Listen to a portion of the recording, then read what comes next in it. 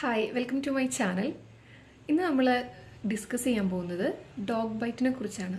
നമുക്കറിയാം ഇന്നത്തെ സിറ്റുവേഷനിൽ തെരുവുനായകളുടെ എണ്ണം ഒരുപാട് കൂടിക്കൊണ്ടിരിക്കുകയാണ്. അപ്പോൾ കൂടുക മാത്രമല്ല ചെയ്യുന്നത്, അവയെല്ലാം തന്നെ ഉപദ്രവകാരികളായിട്ട് മാറിക്കൊണ്ടിരിക്കുന്ന ഒരു സിറ്റുവേഷനാണ് നമുക്കിന്ന് കാണാൻ കഴിയുന്നത്. സോ അങ്ങനെയുള്ള അവസ്ഥയിൽ നായ കടിച്ചു കഴിഞ്ഞിട്ടുണ്ടെങ്കിൽ നമുക്ക് എന്തൊക്കെ കാര്യങ്ങൾ ചെയ്യാൻ കഴിയും? അത് തെരുവുനായകൾ ആവണമെന്ന് തന്നെയില്ല, വീട്ടിലുള്ളതാണെങ്കിൽ കൂടി നായ കടിച്ചു കഴിഞ്ഞാൽ നമ്മൾ എന്തൊക്കെ പ്രിക്കോഷൻസാണ് നമ്മൾ എടുക്കേണ്ടത്, എന്തൊക്കെ ശുശ്രൂഷയാണ് നമ്മൾ നൽകേണ്ടത് എന്നതിനെക്കുറിച്ചാണ് നമ്മളിന്ന് സംസാരിക്കുന്നത്. ആദ്യം തന്നെ പറയാനുള്ളത്, നായ കടിച്ചു കഴിഞ്ഞിട്ടുണ്ടെങ്കിൽ ഒരിക്കലും നമ്മൾ പാനിക് ആവരുത്, പേടിക്കാൻ പാടില്ല. പേടിച്ച് വെപ്രാളപ്പെടുന്നതിന് പകരമായിട്ട് നമ്മൾ ചെയ്യേണ്ടത് എന്ത് ചെയ്യുക? പ്രഥമ ശുശ്രൂഷ നൽകണം. ആദ്യം നമ്മൾ എന്താണ് ചെയ്യേണ്ടതെന്ന് വെച്ചിട്ടുണ്ടെങ്കിൽ വെള്ളവും, ടാപ്പ് വാട്ടർ ആയാലും മതി, വെള്ളവും സോപ്പും ഉപയോഗിച്ച് നന്നായിട്ട് നായ കടിച്ച ഭാഗം കഴുകി വൃത്തിയാക്കുക എന്നുള്ളതാണ്. അങ്ങനെ ചെയ്ത് കഴിയുമ്പോൾ തന്നെ ഇപ്പം പേവിഷബാധയുള്ള ഒരു നായയാണെങ്കിൽ കൂടി 90% വൈറസിനെ നമുക്ക് അങ്ങനെ ചെയ്യുന്നത് വഴി കഴുകിക്കളയാനായിട്ട് സാധിക്കും. അപ്പോൾ ആദ്യമായിട്ട് നമ്മൾ എന്ത് ചെയ്യുക? സോപ്പും വെള്ളവും ഉപയോഗിച്ച് കഴുകുക. അതിനുശേഷം അടുത്തുള്ള ഒരു ഗവൺമെൻറ് ഹോസ്പിറ്റലിൽ പോയിട്ട് ഡോക്ടറെ കാണിക്കുക. എന്തുകൊണ്ട് ഗവൺമെൻറ് ഹോസ്പിറ്റലിൽ പോകണമെന്ന് പറയുന്നതെന്ന് വെച്ചിട്ടുണ്ടെങ്കിൽ, ഗവൺമെൻറ് ഹോസ്പിറ്റലിൽ വാക്സിനേഷൻ നമുക്ക് കംപ്ലീറ്റ് വാക്സിനേഷൻസും ഫ്രീ ആയിട്ടാണ് നമുക്ക് ലഭിക്കുന്നത്. പക്ഷേ ആ സമയത്ത് നമ്മൾ ഒരു പ്രൈവറ്റ് ഹോസ്പിറ്റലിൽ പോയിട്ടുണ്ടെങ്കിൽ ആദ്യത്തെ വാക്സിനേഷൻ മാത്രമാണെങ്കിൽ നമുക്ക് കുറച്ച് പൈസയ്ക്ക് ചെയ്യാൻ കഴിയും. പക്ഷേ ഇമ്മ്യൂണോഗ്ലോബുലിൻ അങ്ങനെയൊക്കെ കൊടുക്കേണ്ട ഒരു അവസ്ഥ വരുന്ന സമയത്ത് നമുക്ക് കുറച്ചും കൂടെ പേയ്മെൻറ്റ് ചെയ്യേണ്ടതായിട്ട് വരും. അപ്പോൾ ഏറ്റവും നല്ലത് ഗവൺമെൻറ് ഹോസ്പിറ്റലുകളിലേക്ക് പോകുക എന്നുള്ളതാണ്. കൂടുതലായിട്ടും റാബീസ് ഇൻഫെക്ഷൻ വരുന്നത് പട്ടി, പൂച്ച, പശു, ആട് ഇവയിൽ നിന്നൊക്കെ തന്നെ കിട്ടും. കാരണം നമ്മുടെ വീട്ടിലുള്ള പശുവിനെ എങ്ങാനും കാട്ടിലെ ചെന്നായ ഒരു റാബീസ് ഇൻഫെക്ഷനുള്ള ചെന്നായാണ് അത് വന്ന് കടിച്ചിട്ടുണ്ടെങ്കിൽ എന്തായാലും ആ പശുവിനെ കിട്ടിയിട്ടുണ്ടാകും. അപ്പോൾ അതിൽ നിന്ന് നമുക്ക് പകരാനുള്ള ചാൻസസ് വളരെ കൂടുതലാണ്. സാധാരണ ഇത് പകർത്തുന്നത് ചെന്നായ, കുറുക്കൻ, പന്നി, കുരങ്ങ്, പശു, പട്ടി, ആട്, പൂച്ച ഇവയൊക്കെയാണ്. പിന്നെ പകർത്താത്ത സസ്തനികളായിട്ടുള്ള മൃഗങ്ങളുണ്ട്. അതായത് വീട്ടിലെ വീട്ടിലുണ്ടാകുന്ന എലിയില്ലേ സാധാരണ, അവയിൽ നിന്ന് പകരില്ല, മുയലിൽ നിന്ന് വരില്ല, അതുപോലെ തന്നെ അണ്ണാൻ, ഇവയിൽ നിന്നൊന്നും നമുക്ക് ഇത് പകർന്ന് കാണുന്നില്ല. അടുത്ത് നമുക്ക് വാക്സിനേഷനെ കുറിച്ച് പറയാം. വാക്സിൻ കൊടുക്കുന്നത് എന്തിനാന്ന് വെച്ചിട്ടുണ്ടെങ്കിൽ നമ്മുടെ ബോഡിയിൽ ഈ വൈറസിനെതിരായിട്ട് ഒരു ആൻറ്റിബോഡി ക്രിയേറ്റ് ചെയ്ത് പ്രതിരോധ ശക്തി കൂട്ടുന്നതിന് വേണ്ടിയിട്ടാണ് നമ്മൾ വാക്സിൻ എടുക്കുന്നത്. അതായത് നമ്മൾ റാബീസ് വാക്സിൻ്റെ പേര് ഇൻട്രാഡെർമൽ റാബീസ് വാക്സിൻ ആണ്. അതായത് IDRV എന്നാണ് നമ്മൾ പറയുന്നത്.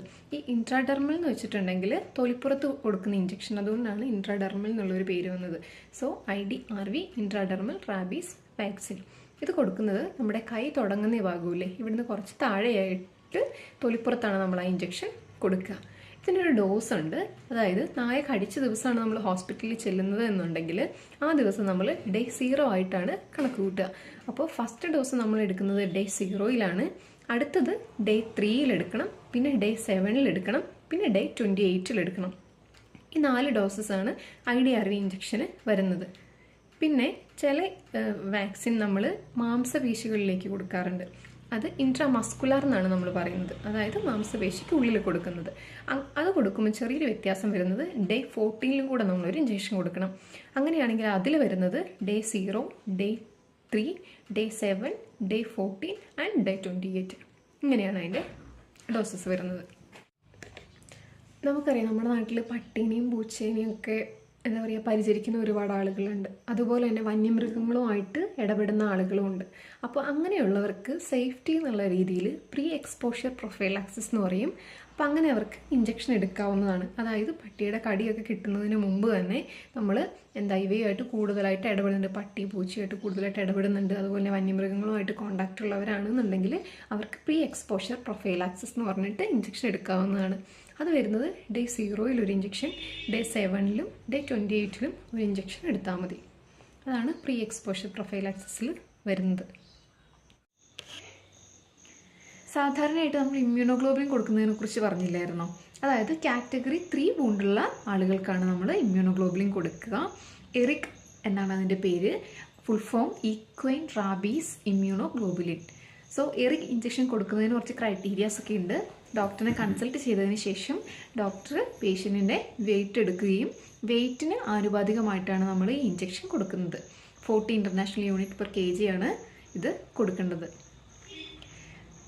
കൊടുക്കുന്നതിൻ്റെ ഒരു പ്രത്യേകത എന്ന് വെച്ചിട്ടുണ്ടെങ്കിൽ എവിടെയാണോ മുറിവുള്ളത് ആ മുറിവിന് ചുറ്റുമായിട്ടാണ് നമ്മൾ ഈ ഇഞ്ചക്ഷൻ കൊടുക്കുന്നത്. മുറിവിന് ചുറ്റും ഇൻഫിൽട്രേറ്റ് ചെയ്താണ് ഈ ഇഞ്ചക്ഷൻ നമ്മൾ അഡ്മിനിസ്റ്റർ ചെയ്യുന്നത്. പട്ടികൾ കടിക്കുന്നതും അതുപോലെ തന്നെ അതിലൂടെ റാബീസ് വരുന്നതും തടയുക എന്നത് നമ്മുടെ ആവശ്യകതയാണ്. അതുകൊണ്ട് തന്നെ കൂടുതലായിട്ടും കുട്ടികളെ നമ്മൾ എഡ്യൂക്കേറ്റ് ചെയ്യണം. 40% അണ്ടർ 15 കൂടുതലായും ഡോഗ് ബൈറ്റ് കാണാറുള്ളത്. അതുകൊണ്ട് പാരൻസ് കുട്ടികളോട് പറഞ്ഞു കൊടുക്കുക, ഡോഗ് ബൈറ്റ് ചെയ്താൽ അല്ലെങ്കിൽ ഡോഗ് ലിക്ക് ചെയ്യാൻ നക്കുകയോ എന്തെങ്കിലും ചെയ്തിട്ടുണ്ടെങ്കിൽ കൂടി സോപ്പും വെള്ളം ഉപയോഗിച്ച് കഴുകണം. പാരൻസിന് ഇൻഫോം ചെയ്യാൻ വേണ്ടിയിട്ട് പറയുക. അതുപോലെ തന്നെ കുട്ടികളെ കൂടുതലായിട്ട് ടേക്ക് കെയർ ചെയ്യാൻ വേണ്ടിയിട്ട് ശ്രമിക്കുക.